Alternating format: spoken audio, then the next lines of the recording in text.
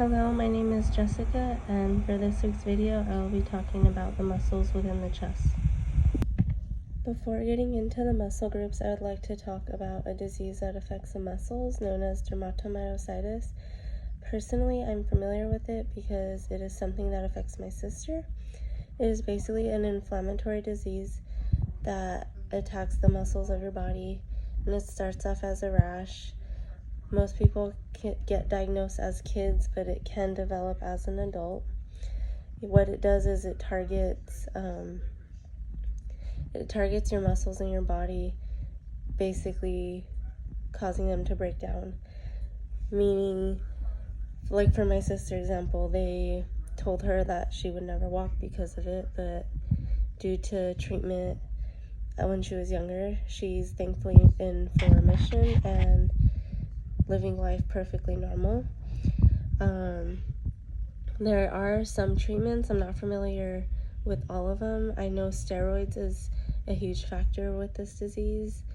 Basically, because it attacks your muscles, as long as you're staying in motion and taking care of yourself, there's ways to prevent it.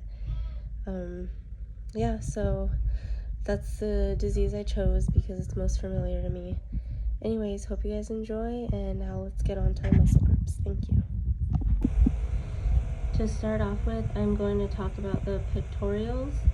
And the origin is the clavicle anterior surface of the medial half the clavicle, and the sternocostal, which is anterior surface of sternum. Costal cartilages of ribs 1 through 6. The insertion is going to be the crest of the greater tubercle of the humerus.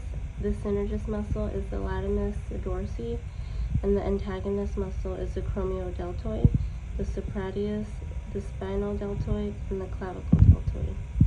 The function of this muscle is the adduction and depression of the arm and the rotation forward towards the axis of the body.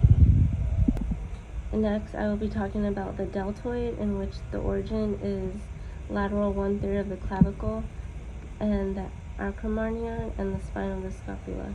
The insertion is the deltoid tuberosity of the humerus. Synergist muscle is going to be the supraspinatus. The antagonist is going to be the pectoralis major and the latissimus dorsal.